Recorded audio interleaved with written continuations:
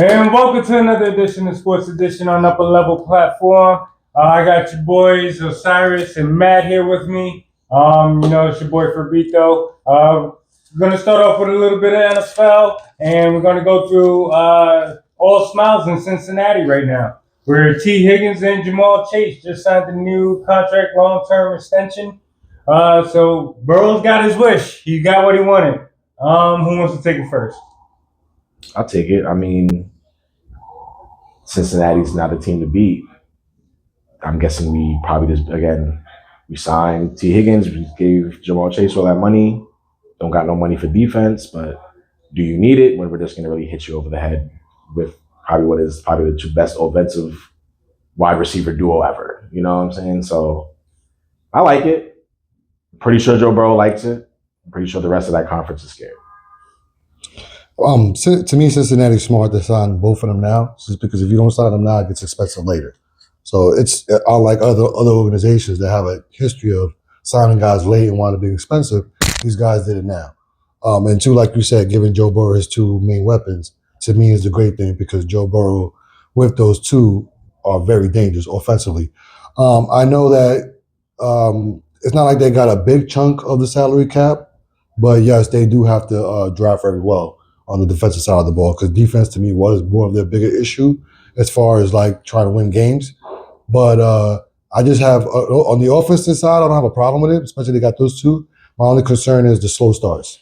So, but I'm happy. I'm happy that Joe Burrow got his two targets. So here's my question, because I'm glad you brought that up. Like, now Cincinnati's known from having their slow starts, and So it's like October, the right? defense was really the issue last year.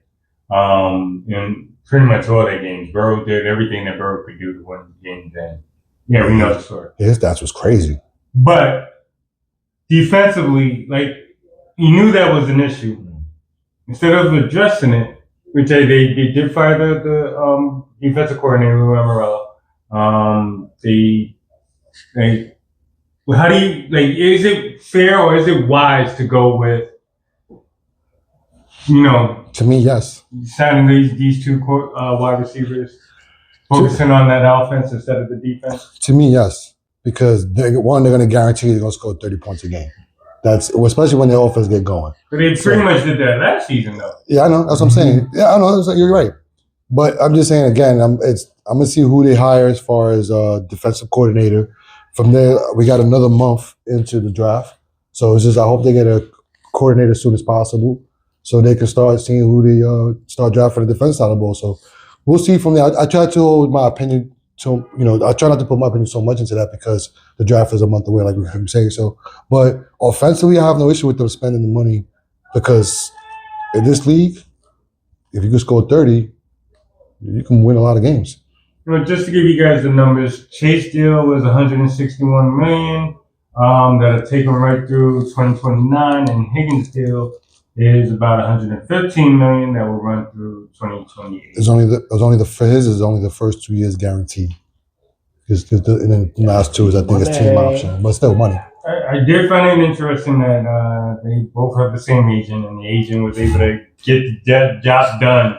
T. Higgins did a smart thing, firing his agent and hired.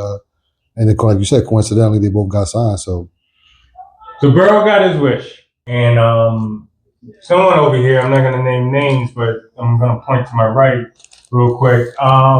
He kind of had another thing where he said Joe Burrow is the best pure pocket passer. I have to clarify that. Pure pocket passer. Can we debate this? Is this true? What about Allen? What about because Patrick Allen, Mahomes. I guess You got Patrick Mahomes. But who else got? I would say we got a beautiful arm in the league, currently in the league right now. You could say who from planting his 2 feet and throwing that ball and making sure that ball goes over your shoulder perfectly right in the basket. I'll say, and that spiral. I say right now nobody's doing it better than Joe Burrow. That's just me. Like I said, if you want to pick running, that's a different debate.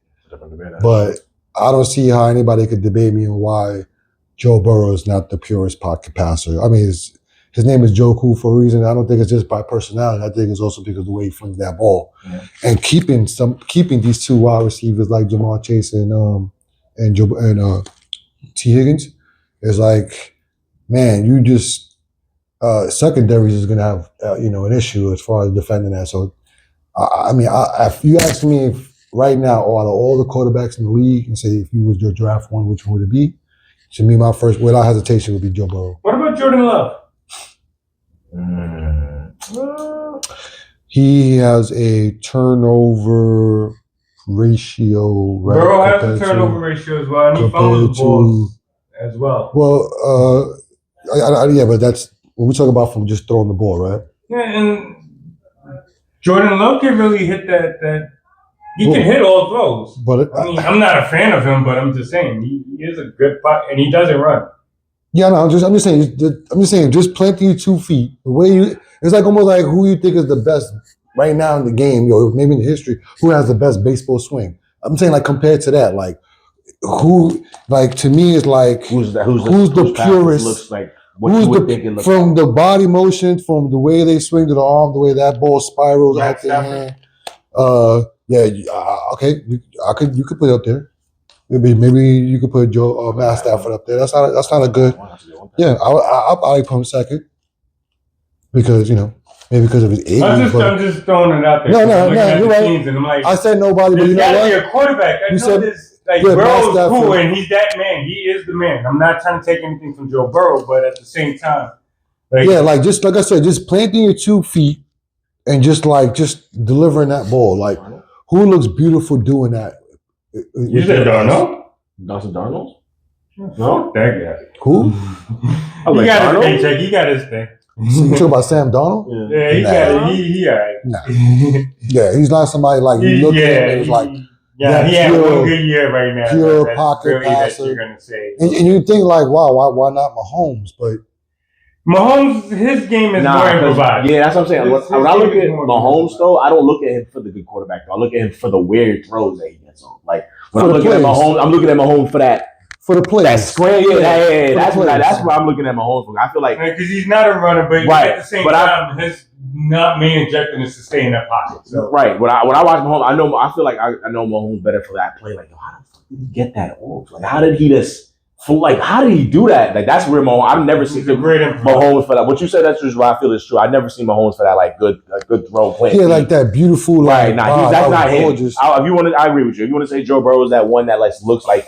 This is what a quarterback should look like. If the aliens came down, it's like I want to show you. Because to me, like in baseball, is like he's an old player. I don't know if he's somebody from your time. Like to me, the best beautiful baseball swing to me was Bernie Williams. Like out of all the swings, I know Ken Griffey got a beautiful swing.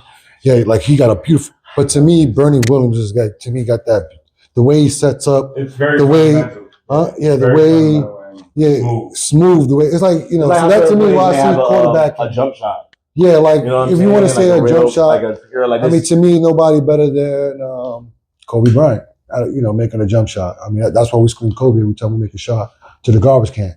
So it's just Kobe. To me, the way we say a beautiful jump shot, I always try to mirror mine after Kobe. So it's something like that when you look at the eye and go, in pure pocket passing, when they back up, take that 2-step, and the way they body move and throw that ball beautifully. I mean, like I say. Joe Burrow, Matthew Stafford. You could say, you put, I'm not going to say neck and neck, but, he's up there because I've always been a big fan of Stafford for that, the way he stands in the pocket and throws.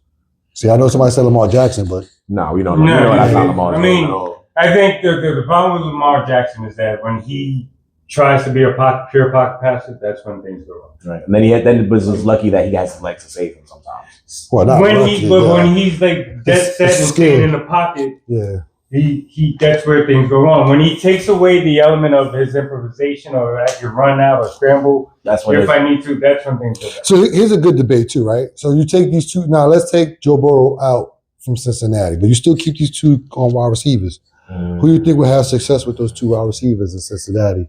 If we take Joe Burrow, would it be in the same success with Patrick Mahomes? Would it have to be the same success with Josh Allen or the MVP right now, Jalen Hurts? Do you think the Chiefs have those 2 wide receivers? The game is over. You guys are. No, but I'm saying though, but not playing on the Chiefs. I'm saying, I'm just saying. I'm switching the quarterback, not switching the teams. All right. You said Chiefs. I said no. If you put Mahomes on Cincinnati right now, with these two wide receivers? You think they'll perform is the same way the level of Joe Burrow? Line is good?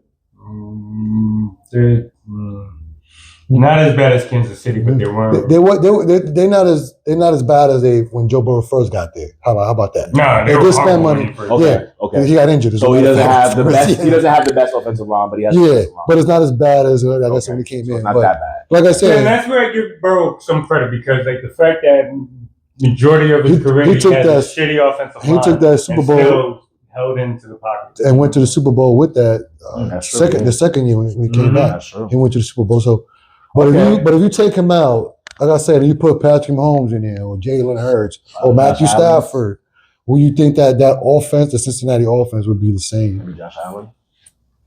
Is Josh Allen up on there? I don't know because the thing with Josh Allen is that he had Stephon Diggs, he had but he didn't like.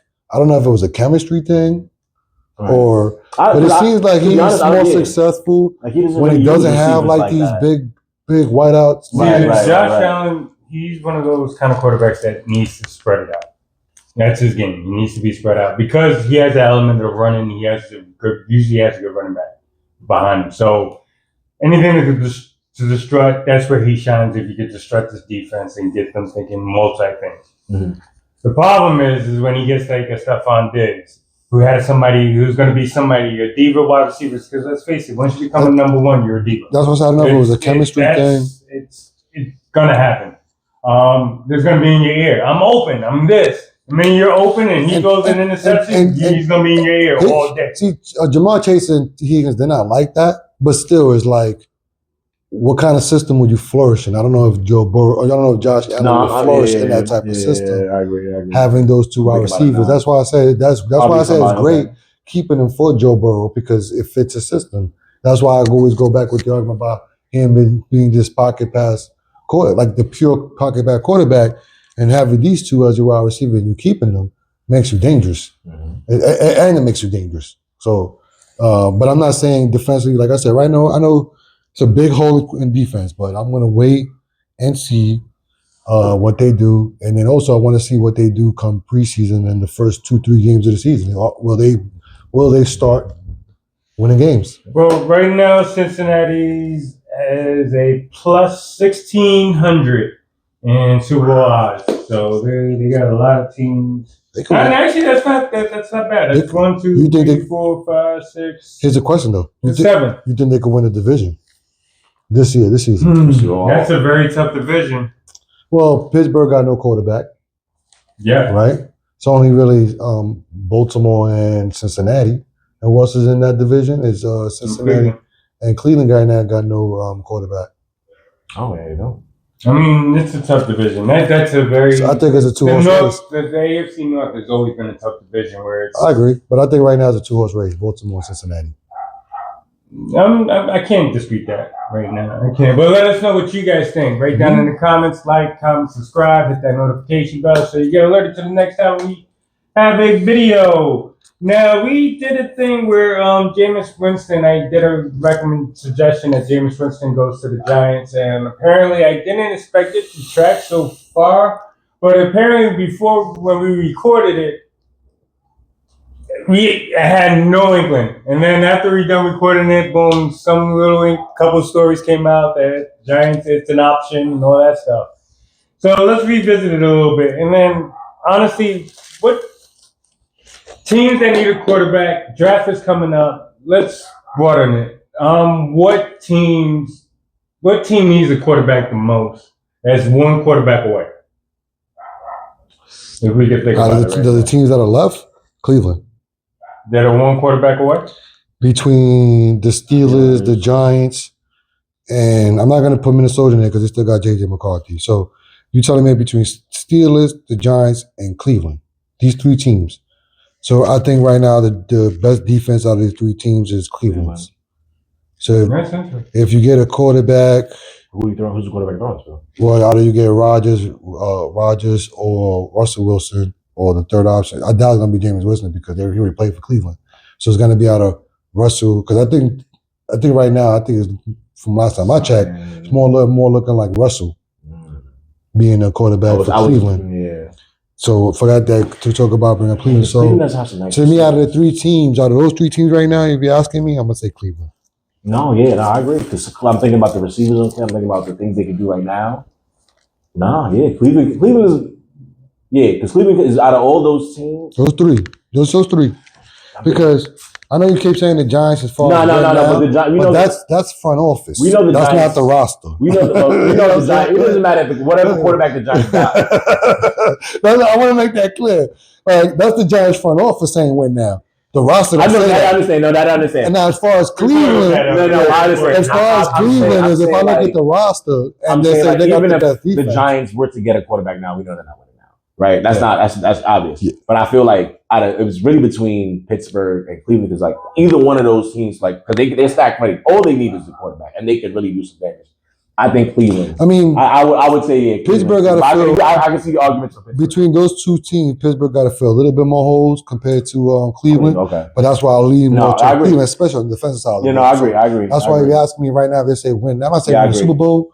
Not a Super Bowl, just to win. But just to say win. Just to win. Yes, I agree. Cleveland. I'm gonna pick Cleveland for a quarterback. You'd be surprised here. Because I'm thinking about those receivers. I'm like, they had some really good receivers. They went to the playoffs with. They went to the playoffs with Joe Flacco. So pretty much, you got Flacco's another name that's being floated around lately, and with the Giants as well. Please stop.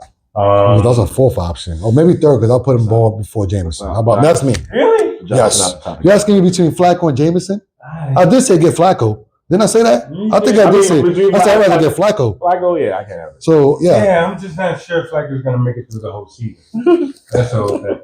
He made it for Cleveland. Well, you know what? Well, that was 2 years ago, and then you didn't do it with Indianapolis. You know what? Playing for the Giants. Well, but that's because that was Anthony Richardson's team, regardless. But right now, then the Giants situation is different. He most likely will be playing an entire season because who else are going to go to? Danny DeVito? I doubt that.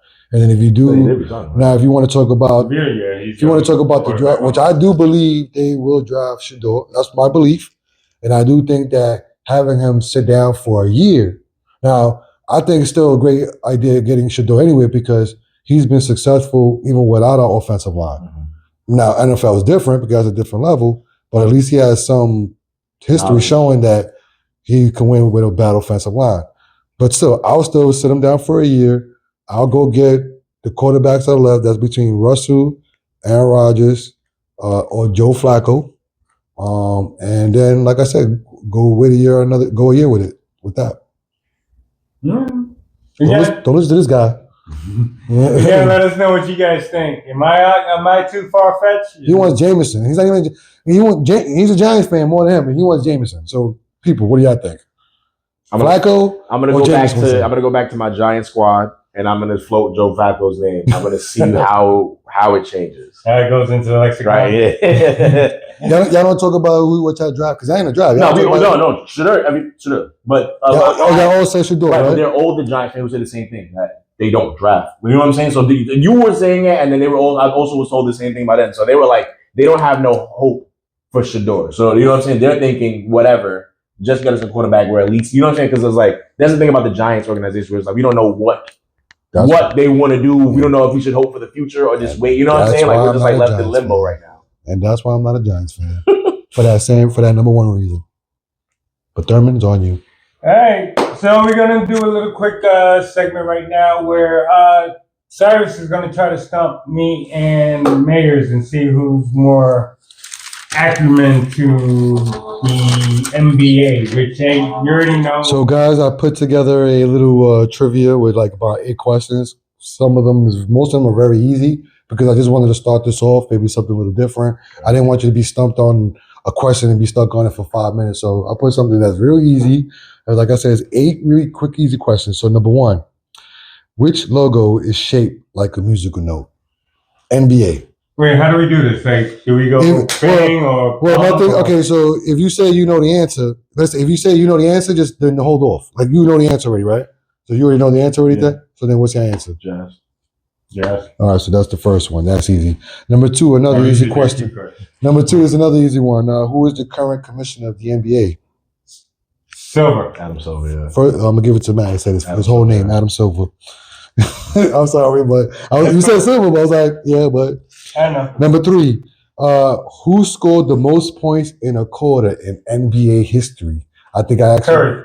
Nope. Klay Thompson. Klay Thompson is the answer. Oh, wow. That's crazy. Yo, I was like, how is that such a hard one? That was the first thing I was like, boom, Klay. See, that's 60-something points, right? Like, what, yeah? Well, was it like, no, yeah, like 61. We were like 31. 30, like 1 point. Yeah, all he did was shoot. Yeah, I remember that game. And then he had like 11 dribbles. He had a 60 for the whole game, and then it was 6 for the game, yeah. And 11 dribbles that whole game. I remember that game. Yeah, that's crazy. Klay Thompson. I thought you had me on this one. I'm not gonna lie. Yeah, that's why I asked him these questions like outside, and then, but some of them I'm really surprised. Some of them they looked at me like, "Wow, that's a good one." So that was one of them. All right, so this one is, who is the shortest NBA player to win a scoring title in NBA history? False. Allen Iverson is the answer. I thought you knew this one when you. You know what's funny? Muggsy Bogues was my first, but then Muggsy Bogues is the shortest player. He's not the shortest player to win a scoring title. Right, I know Allen Iverson won one. He did. Yo, that's crazy, Thurman. He was. No, I'm surprised right now. I didn't even think he was the number one option in his team. I'm in literal shock right now. Iverson was number one. I'm in shock right now. The number one option. So obviously it had to be him. I'm in shock right now. Well, I'm surprised, Thurman. Me too. Wow. When you said you knew this one, I was like, wow, he got. I thought he knew this one before you did, but all right. This one's easy. Might be the last time we do this. Which franchise has the most final appearance with 0 losses? In the finals? Yeah, of course. That's easy. Chicago Bulls is the answer. All right, so now I was like, no losses can only be the Bulls. Yeah, he's like, that's the only right. Like they never lost. Yeah. Let me rearrange these two questions. I'm gonna put this one first. Name the 2 teams that was in the Malice in the Palace. I got it. Indiana Pacers and Detroit Pistons. That's the answer. Fuck, I would have got it wrong. I would have got it wrong. I for some reason, I know Rasheed Wallace was there, right? But I had him. I don't know why I was thinking the 76ers. That's why I was like, I know Rasheed Wallace. What team was he on at that time? It was the Pistons. I knew Ron Artest was on the Indiana. I knew it was Ron Artest, Steven Jackson. I watched that. I watched that. So that was, but yeah, I would have got that one wrong because I had this one. I knew Rasheed Wallace was on. I didn't know which team he was on at the time. The last one is there are 3 players in NBA history that won an MVP and Defensive Player of the Year. Name those 2 out of 3. Giannis and Michael Jordan. 2 out of 3. Hakeem and Jordan? Hakeem. Oh, you got it. So it was Hakeem the other one. Okay. Hakeem, Jordan, and Giannis are the 3. I knew. Remember we were saying, so we was having a debate before you came. Yeah. And he was like, would you say there was like Giannis is Korean? Well, no, it was not that, but we was like, it was a lot of them. I was like, no, there's a handful. It's not like I said 5. Right. And we were talking as people who won Finals MVPs and MVPs. Yeah, Finals MVP and MVP in the same season. And he thought you said it was a lot of them. I was like, no, like 5. I was like, no, there's like 4 or 5 of those, bro. It's like there's not a lot of people who won Finals MVP and MVP. Yeah, because I was actually bringing up the conversation. So in this case, is MVP and Defensive Player of the Year. It's only been 3. Yeah, I know, because I know Jordan had won. I remember we were just having a conversation about Giannis being Hall of Fame. I remember that being a key part of the year one defensive. Because I did say and the champion. I did say keep that in mind when I was like, because the list is short. This is wild. I will lie. So this is. If you guys like this, I can bring this on weekly.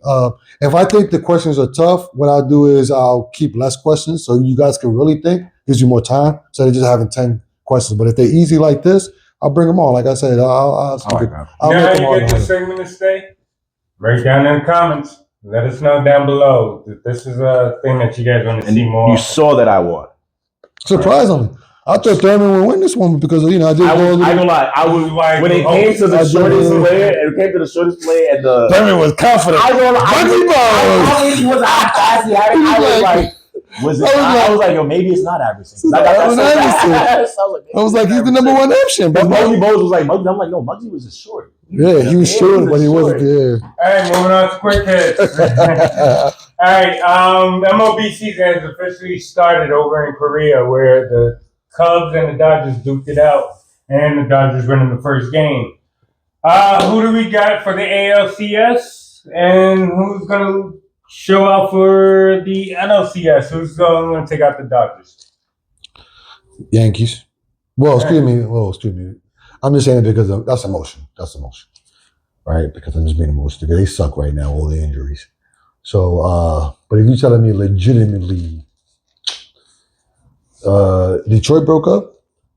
They broke up the band in Detroit because they're kind of like always in it. But if you're asking me outside of New York, maybe Tampa Bay. Those are the Wile E. Coyotes of baseball. Because they always baseball knowledge. I'm gonna go with the Yankees because that is as far as it goes. See, the reason why they say the Yankees is because what's the name is out for the whole season now. Cole's out for the year. Stan is out. Gonna be out for like 3 months. Joe is out for 3 months. And then I sent them a meme. There was today. Was it yesterday or today? I sent them a meme saying that the Yankees plane is grounded because of tight engine and whatever because soreness. I mean, that's how pathetic right now it is with the Yankees. Ye's of little faith. Have faith in my Yankees. Let me ask you this more. Well, and then let's go with let me not jump the thing. You said National League against the Dodgers. I think the Mets had a really strong year. I did say the Mets. I said the Mets a few weeks ago. You laughed at me. You was like, yeah, because I didn't understand their pitching. But again, there's still some moves to be made, and their pitching staff already getting injured. So it's like a race to who. I'll see the Mets as a threat to the Dodgers if you say to stop them from getting to the World Series again. I would have said the Padres, but I mean, it seems like there's going to be a fire sale coming up soon on that. And I actually hope so because Michael King can come back to the Yankees.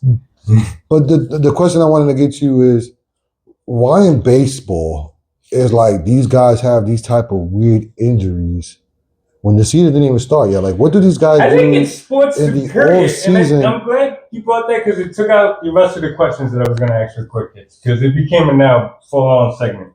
I'm glad you asked that because there was not too long ago, I forgot what teams were playing. No, yeah, the 76ers and Dallas Mavericks. Right. 7 players were on each side were practicing, were doing warm-ups. It's like a record, I think, for as many least amount of people and players. But in the same light, it's all the sports. These athletes are supposed to be bigger, stronger, faster. That. Yeah, I saw that argument. At the same time, they're breaking down. Like, I get it, the science and the sport, and like it's baseball. It's weird for me. It's like I remember the guys. You walk in, you go into spring training to get in shape. You whole off season. So they're not doing this during the off season. I think they're working their bodies out all year long. They're going through these crazy physical training that these guys pay good money for, which rightfully so. If you're going to get paid good money, you might as well go through the rigors. But I don't think the human body is meant to use it for so long. That for so long. And, your body will tear. There's little tears. Like, not everybody is meant to be the size that you. But it's just more like, to me, it's like, it's much more worse in baseball than it is in any other sport because unless in basketball, if you torn an ACL or whatever in May, because that's a year recovery, right? You'll be back by the next season. Yeah, you'll be back next. Well, not at the beginning of next season, but you'll be back by the season though. I mean, at some point, maybe you probably be back by a playoff next season. Yeah, maybe by some point. Yeah, but that's true. Unless you have those type of injuries, in baseball, it's like these guys just start coming in and it's like, well, out for the season. Well, tendonitis. Well, groin. And we're going to be getting a lot of that groin.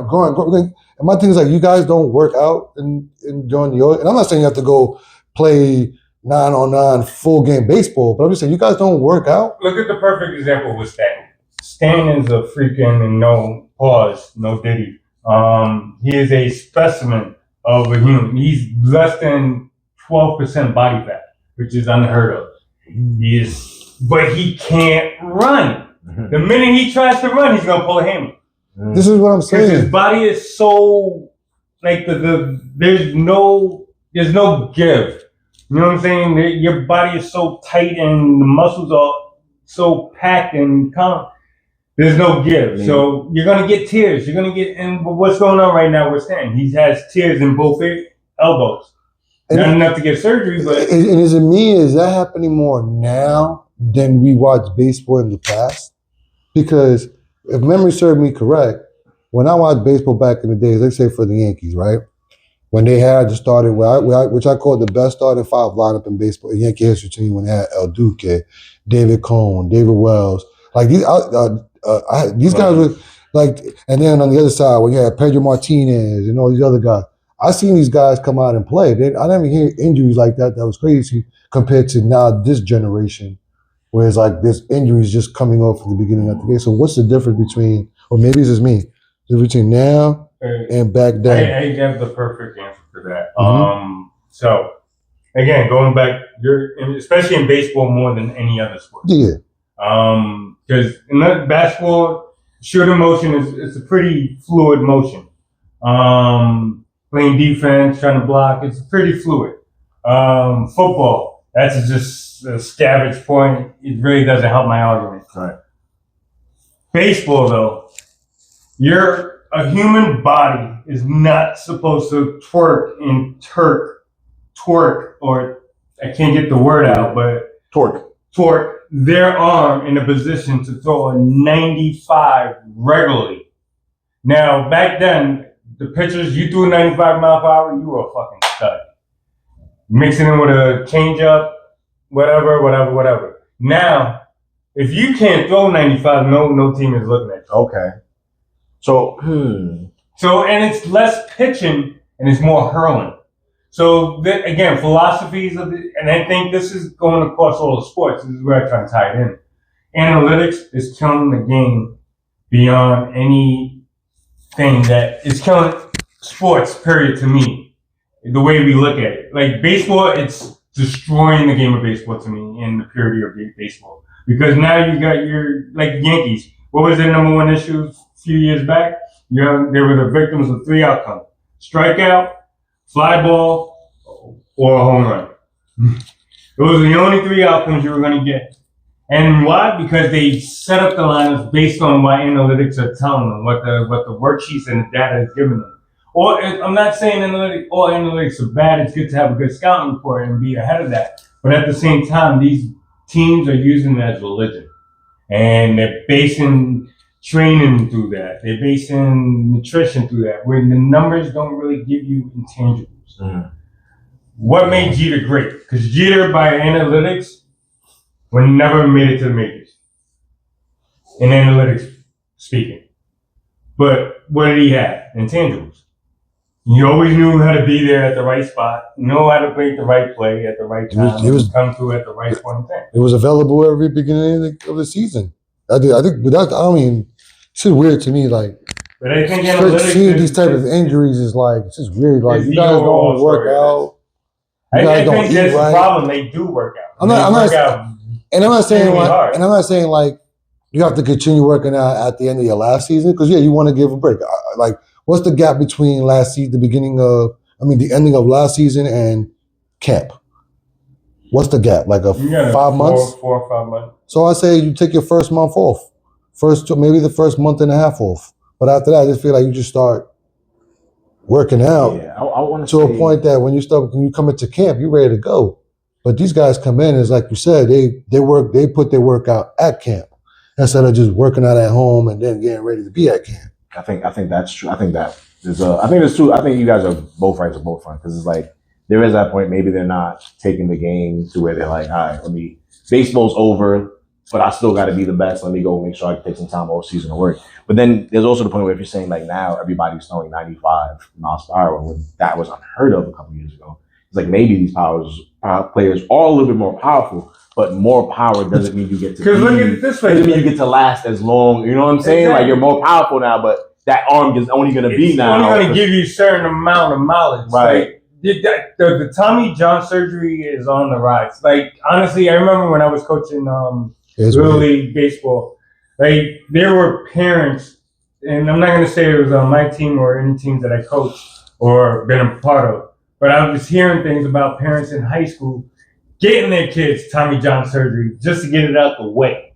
What is Tommy John surgery? Yeah, can you explain that? Tommy John surgery is there's a ligament here. It's like a rubber band ligament right in your elbow. So when the pitcher throws it, it's expanding and compacting. So when they're throwing it at 95, 100 miles per hour constantly, it'll snap. Mm-hmm. Because it's gone through too much. Like that's why they always tell you when you pitch, you should always your elbow should be above your shoulder. Mm-hmm. Like even with that being said, you're still throwing a lot of torque, and your elbow is doing things it's not meant to be doing. Mm-hmm. So yeah, that ligament's gonna pop and it's gonna break. So it started in 1988, I believe. I want to say, I could be wrong. Fact check me. But a guy named Tommy John, a pitcher for the Yankees, gets that surgery, gets injured in that elbow. Unheard of surgery. A radical doctor comes in and does it. A year and a half later, he comes back and he's throwing even faster and better than ever.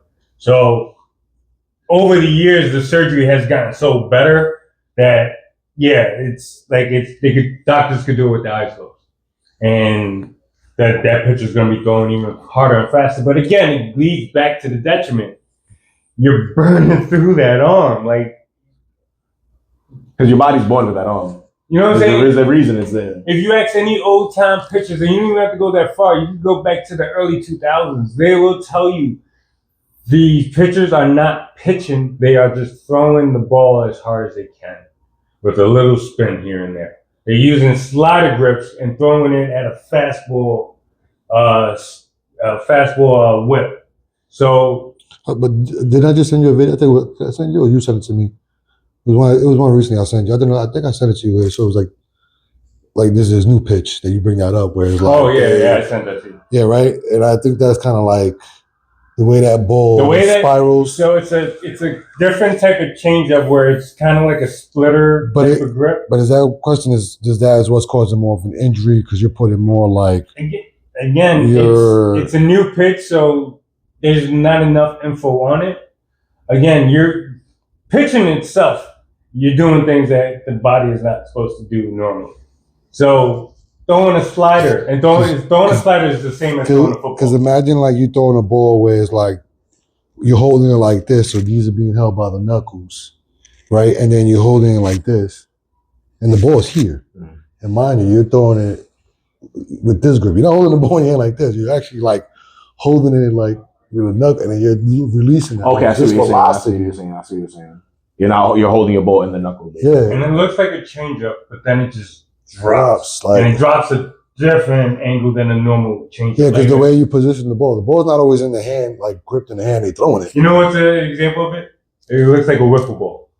Now the movements of a wiffle ball. Okay. Yeah. Because the way you release the ball, but the way it spins off your hand. Exactly. Like there's one that you could try to, like when you throw the ball, and it gets no spin. So then when you can hit that ball as hard as you can. Bam! And the ball just drops to the ground. Because there's no like velocity. But again, as like I said, I understand that when you're throwing stuff like that weird, these guys be having like weird injuries. And then like I said, it's just happening as soon as they warming up, preseason. And to me, it's like, what are you guys not doing in the off season to get your body prepped up for this? Like, you guys are not working out.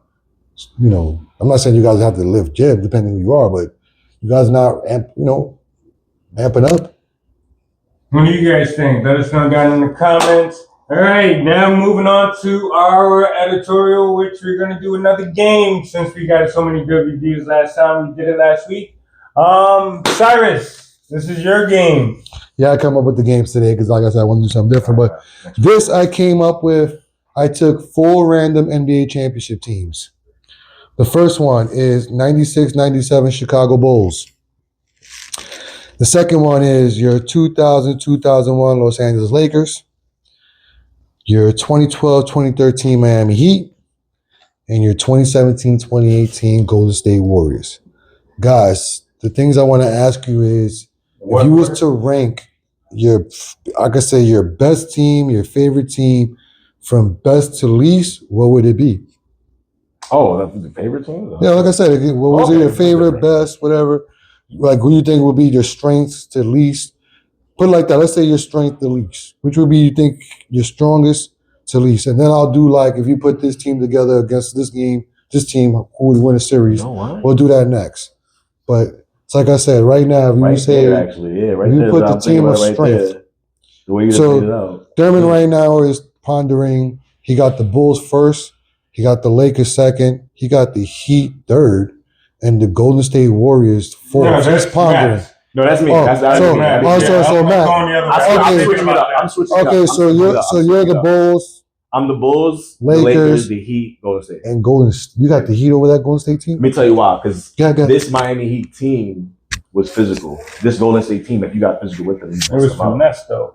Right, but Yeah. they were Get me wrong. Yeah, they were overly a thing. finesse. But this was also a good. This was also a really good defensive team as well. They were all yeah. This was also a good defensive team as well.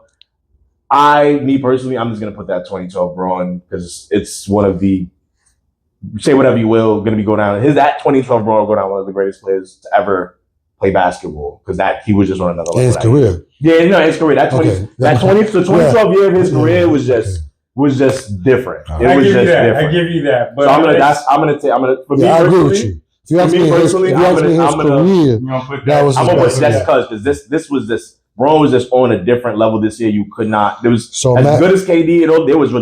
There's nothing you're saying about 2012. Bro, this wasn't the KD team. There was. yes, it was. The Oh, this 17, was the 17? Yes, Yeah. yes. Oh, This was the yeah, definitely sticking with number 3. okay. So this was the by record. By If record, you got physical with them, Yeah. it'd be an issue. this was a 58-24 win team with Kevin Durant. This was the team they won before the. This was 73-9, right? No, this was that was after. This Well, this one. No, it's after 73-9. Yeah, I believe this is the one before Toronto. Mm-hmm. So this was the second championship. Mm-hmm. This was the first with Kevin Durant. This is the first with Kevin Durant. No, this is the second because then the year after that was they lost to Toronto. I know. 18-19. They lost 18-19. Okay, yeah. I went Okay. backwards. Yeah, they lost. Okay, they lost the 15-16 to the Cavs. Won the 16. Okay, you're right. Yeah, when I was looking it up. Oh no, yeah, definitely for sure. This is the second one. back. Yeah, for sure. No. Yeah, this is the second one. Yeah, for sure. I'm going back to my yeah. So you're gonna stick to it. This one I just have. So Bulls. If this is the second one, if this is the second hit, yeah, and for sure. Golden State. Okay. Yeah. So Matt got Chicago, the Lakers, the Heat, and Golden State as his lineup right now from best to because if you think about this right here, I mean, how can you argue with the 96? You know, the 96, 97 Bulls team. I couldn't even make an argument that anybody would be even sound to put them over there. That is and the then I'm thinking about the 72-10. That's the 72-10. And then I'm just thinking, I have nobody to answer for Shaq. So I can't, you know this what I'm is saying? the Kobe Shaq Lakers. This is the team that swept the West. Chris Bosh? Like, and lost that one Why game y'all in the showing finals. them? They're not going to see it. Right. So, I'm sorry. Yeah. Oh, you can actually put the. I'm saying, but you can put him up, Chris Bosh. But So then tell it's me. like, when he gets to here, it's like, I'm going to place him here because I just can't. This right now. This right here is definitely taken. Like, you know what I'm saying? That's in my head. I'm thinking like, if I put this here, they lose. If I put this, they lose. They win it. Well, we're gonna go. That's where mine is going right now. We're gonna go. If you want, we're gonna go there. But also, when it goes to like, if I was to do favorite, but what I like, obviously, it'd be Heat, Lakers, Bulls. in the order really high key of which I know him for. Okay. You know what I'm saying? Because I watched as a young kid, I watched the end of this. This is LeBron, my favorite team. This Golden State team is tough, but the 97, not no knock on them, but I don't know about this until probably much, much later in my life. You didn't watch them. But I'm not to say it's a bad team, but like I'm order of like what's my favorite, what I watched this really, really late in my year. All right. So yeah. Let me hit you with some knowledge.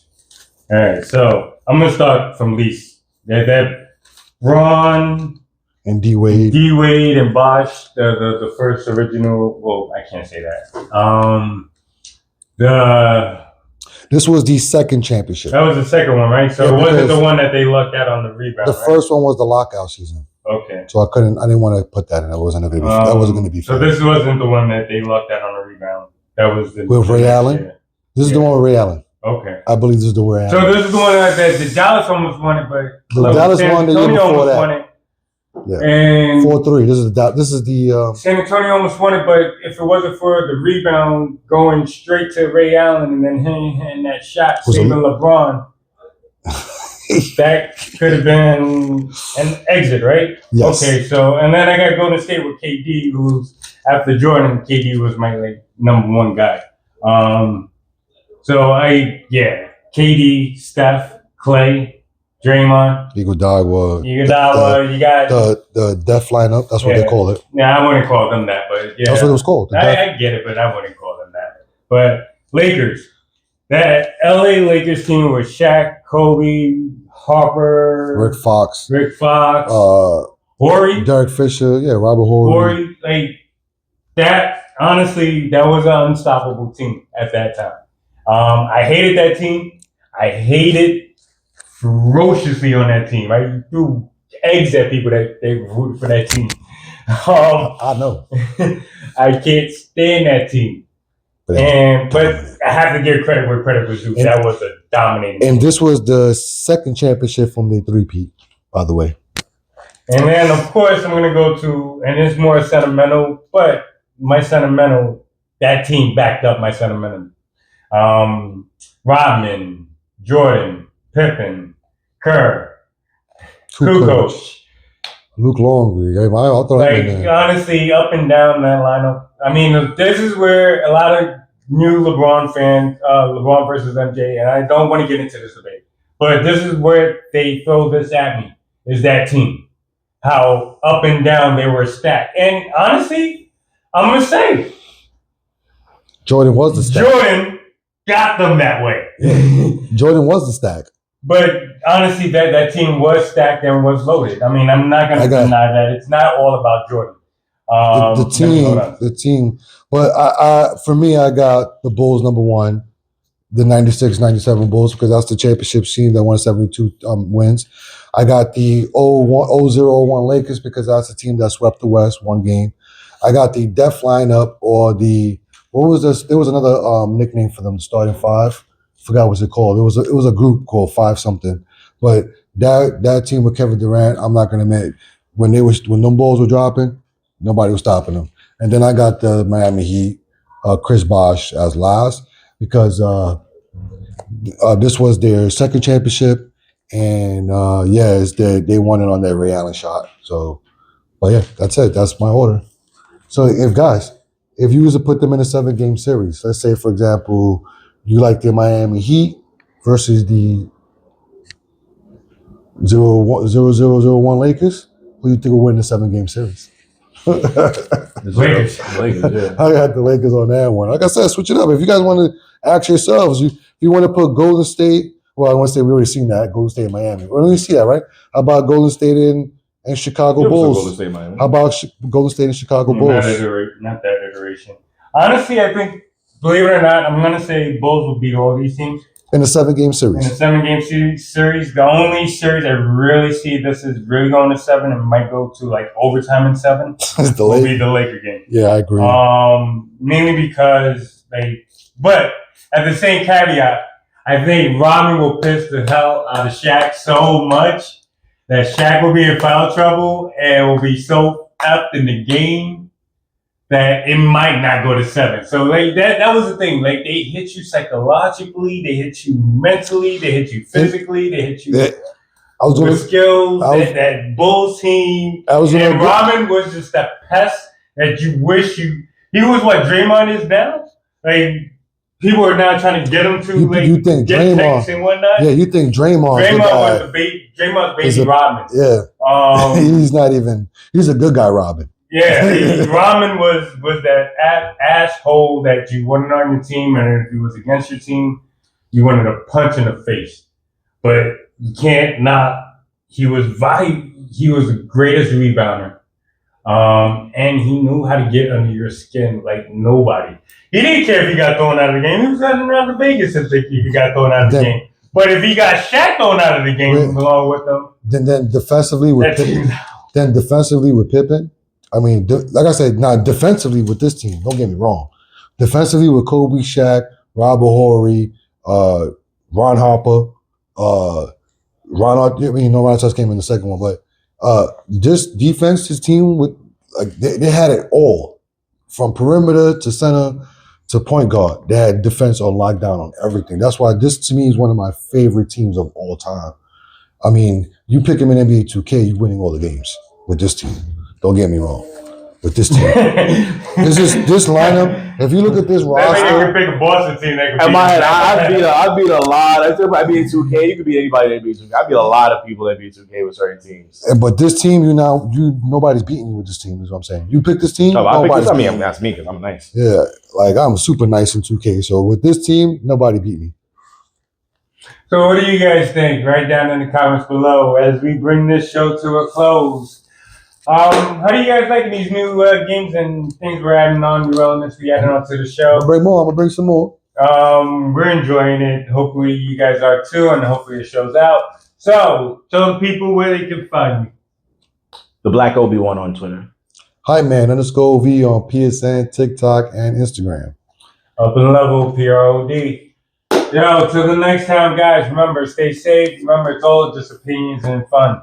So let's just remember, it's all sports. It's all about to entertain us and sports entertainment. And these athletes are supposedly bigger, stronger, faster. Let's put them to the point. All right, we're going to say peace. Stay up. I don't like the way I had that shit on my 918, all right? You think I didn't argue simply because I'm tired? That's like Which time one? to get out of here. Which one? Yo, peace and blessings. Thank you for watching Up in Level. This is your boy Fabito. If you like this show, you like the sports edition, like, comment, subscribe, get involved. Peace.